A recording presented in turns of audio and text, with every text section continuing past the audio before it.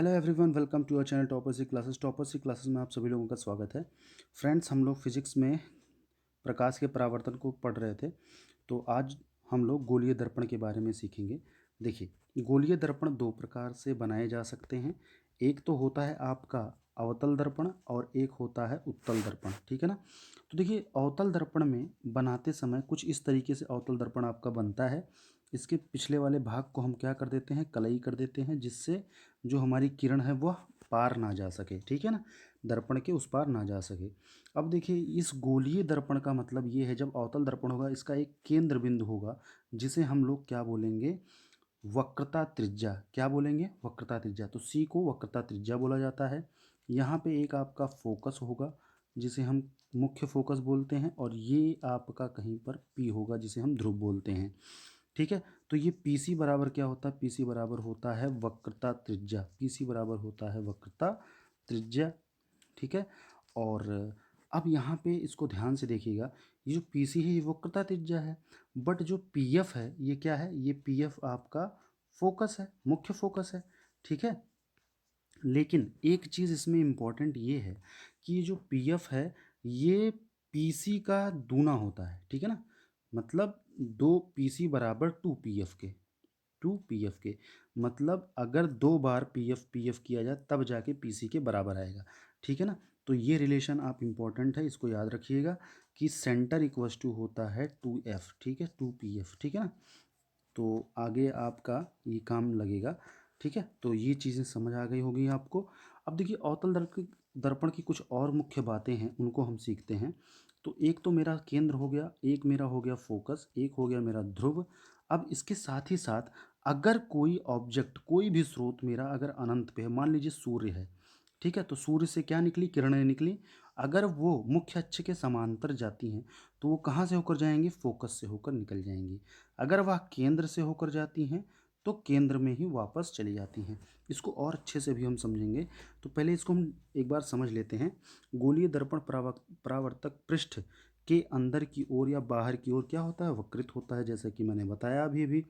तो दो प्रकार से, एक ये हो गया, इसे हम अवतल दर्पण बोलते हैं, और एक इस प्रकार से होता है जिसे हम उत्तल दर्पण बोलते हैं, ठीक है ना। तो आगे देखिए, इसमें कुछ टर्मिनोलॉजीज थी जिसमें हम लोगों ने डिस्कस कर लिया ध्रुव के बारे में, वक्रता केंद्र के बारे में, और क्या देखा, वक्रता त्रिज्या। वक्रता त्रिज्या क्या होती है इसके बारे में डिस्कस कर लेते हैं। तो ये देखिए, आपका मुख्य अक्ष हो गया, ये सी हो गया, तो ये जो पी से लेकर सी की दूरी है ना, यही आपकी वक्रता त्रिज्या है। तो पी सी बराबर वक्रता त्रिज्या, पी सी बराबर क्या होता है, वक्रता त्रिज्या। अच्छा, एक रिलेशन भी मैंने बताया था, पी एस बराबर टू एफ। तो आप लिख सकते हो वक्रता त्रिज्या आर बराबर टू एफ के। तो आप ऐसे भी लिख सकते हो कि F equals to R by two, F equals to R by two, ठीक है ना। आगे देखिए, मुख्य अक्ष के बारे में मैंने पढ़ा ही दिया था आपको। और अब देखिए, अब हम लोग आ जाते हैं अवतल दर्पण में। तो ये चीज़ मैंने सिखाई थी पिछली क्लास में भी, मैंने इसके बारे में कुछ डिस्कस किया था, पर अवतल दर्पण के बारे में डिस्कस नहीं किया था। अवतल दर्पण के बारे में, उत्तल दर्पण के बारे में डिस्कस कर लेते हैं। तो ये है उत्तल दर्पण, ये है आपका मुख्य अक्ष। अब इसकी फोकस पीछे की तरफ कहीं बनेगी, और यहाँ पे कहीं पे आपका क्या होगा, केंद्र होगा।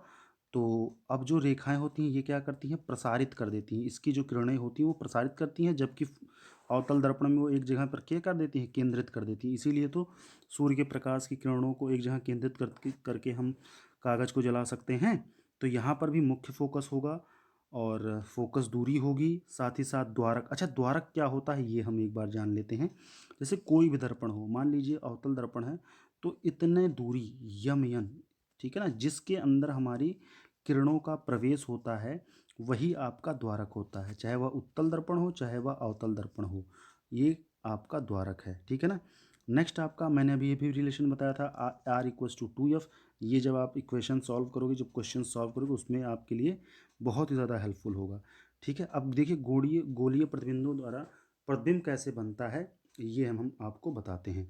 तो इसका एक टेबल होगा, उसी टेबल के माध्यम से शॉर्ट ट्रिक में आपको हम समझाने की प्रयास करेंगे, इसको ध्यान से समझिएगा।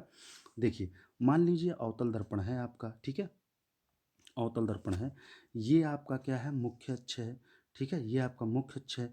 यहाँ पे आपका क्या है, केंद्र है, ये आपका फोकस है, ये आपका ध्रुव है, ठीक है।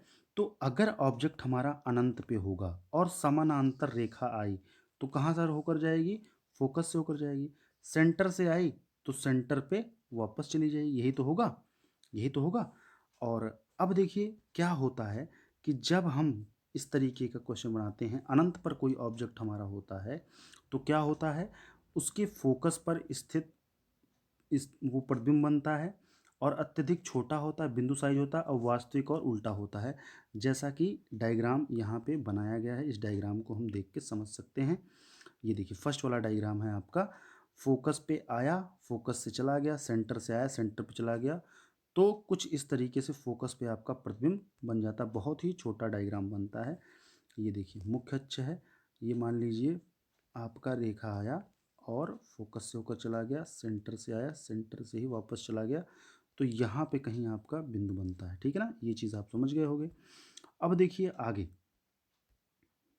अगर अगर हमारा जो वस्तु है वो अभी तक अनंत पे था, ये आपका सेंटर है, ये आपका फोकस है, सेंटर के पीछे रख दिया जाए, सेंटर के पीछे रख दिया जाए, तो क्या होगा, इससे प्रकाश की किरण आई, फोकस से होकर निकल गई, सेंटर से आई, सेंटर से वापस चली गई, तो ये जो कटान बिंदु है यहीं पे आपका प्रतिबिंब बनता है। तो देखिए क्या है, सी से पीछे यफ तथा सी के बीच में प्रतिबिंब बनेगा, देखिए यफ तथा सी के बीच में प्रतिबिंब बना है, और छोटा होगा, वास्तविक तथा उल्टा होगा, जैसा कि दिख रहा है।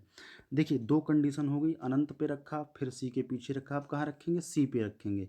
जब हम सी पे रखेंगे तो रेखा आएगी, इसी फोकस से होकर चली जाएगी, सेंटर से वापस चली जाएगी, यही तो होगा। तो इस तरीके से जो प्रतिबिंब बनेगा वो हमारा कहाँ बनेगा, सेंटर पर ही बनेगा। इसको और एग्जैक्टली मैं बता देता हूँ कैसे बनेगा। ये देखिए आपका ये हो गया और ये हो गया, ये आप कहाँ रखे हो, सेंटर पे रखे हो, तो सेंटर पे ये वस्तु है, यहाँ से आई और फोकस से होकर निकल गई, ये आपका क्या है, फोकस है। तो अब सेंटर पे आई, सेंटर से जब जाएगी तो रेखा सेंटर पे आएगी, तो सेंटर से ही क्या हो जाएगी, वापस चली जाएगी। तो कहीं ना कहीं ये कुछ इस तरीके से हमारा प्रतिबिंब बना, इसको और अच्छे से बनाता हूँ। कुछ इस तरीके से प्रतिबिंब हमारा बना कि ये सेंटर है, सेंटर पे ही था, सेंटर पे आया, फोकस से होकर गया, फिर सेंटर से जब आएगा कोई, तो सेंटर पे ही कुछ इस तरीके से आता है, या ऐसे आप समझ सकते हो इसको। ये फिगर एग्जैक्टली मैं बना नहीं पा रहा हूँ क्योंकि पेन थोड़ा सा वर्क नहीं कर पा रहा है, इस वजह से नहीं बन पा रहा है। ये देखिए आपका प्रतिबिंब ये रहा, जब सेंटर पे हम रखे तो देखिए सीधी रेखा में आई, फिर वापस चली गई, अब इधर से आई तो फिर से फोकस से होकर चली गई, तो ये दोनों कहाँ, प्रतिबिंब कटान बिंदु यही है। तो प्रतिबिंब कहाँ पे बन रहा है, प्रतिबिंब आपका सेंटर पे ही बन रहा है, ठीक है। थर्ड देखिए, अभी सेंटर पे अब कहाँ रखा जाएगा, सेंटर और फोकस के बीच में, तो ये देखिए सेंटर और फोकस के बीच में आपका फिगर आ गया, सेंटर और फोकस के बीच में। तो सेंटर और फोकस के बीच में कहाँ रखा गया, ये रखा गया है। तो जब सेंटर और फोकस के बीच में रखा जाएगा तो क्या होगा, देखिए एक मिनट, ये एग्जैक्टली कहाँ है, डी वाला ऑप्शन, ये देखिए सेंटर और फोकस के बीच में, ये सेंटर और फोकस के बीच में रखा गया है। तो सेंटर से आई वापस चली गई, सेंटर से आई सेंटर से वापस चली गई, फोकस से सेंटर के पैरेलल आई तो फोकस से होकर चली गई। तो ये कहीं कहाँ जाकर मिल रही हैं, ये कुछ अभी तक तो सेंटर के पीछे जाके मिलेंगी। तो ये थोड़ा सा बड़ा होगा, उल्टा हो, वास्तविक तो होगा लेकिन जो इमेज होगा वो वस्तु से बड़ा बनेगा, ठीक। अब फोकस पे जब रखेंगे तो बराबर आई तो फोकस से निकल जाएगी, सेंटर से सेंटर वापस चलेगी, तो ये अनंत पर जाकर कहीं पे मिलेंगी, ठीक है ना। और नेक्स्ट आपका, अब फोकस और ध्रुव के बीच में जब रखेंगे तो सेंटर से सेंटर वापस चली जाएगी, साथ ही साथ इधर से आएगी, इधर से निकल जाएगी, तो ये कहीं पीछे हमें ऐसा महसूस होगा कि ये पीछे कहीं बन रही हैं।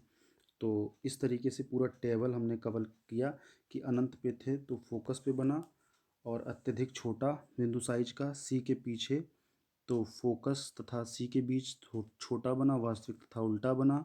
सी पर जब रखे तो सी पर ही प्रतिबिंब बना, समान साइज का बना, वास्तविक तथा उल्टा बना। सी तथा एफ के बीच सी के पीछे और बहुत ही बड़ा बना, और छोट वास्तविक था, उल्टा था। पी और एफ के बीच में जब रखा है दर्पण के पीछे और बड़ा बनता है, और कैसा होता है ये चीज़ आप देख लीजिए, आभासी तथा सीधा होता है। तो ये टेबल आपको आई होप समझ आया होगा, और ये है, इसका आप स्क्रीनशॉट ले सकते हो। ये डायग्राम है, इस डायग्राम के रिलेटेड पूछे जाते हैं क्वेश्चंस भी, इसी से रिलेटेड पूछे जाते हैं कि किस कंडीशन में किस तरीके से आपका डायग्राम बनता है। ठीक है, तो आज के लिए बस इतना ही। Thank you class.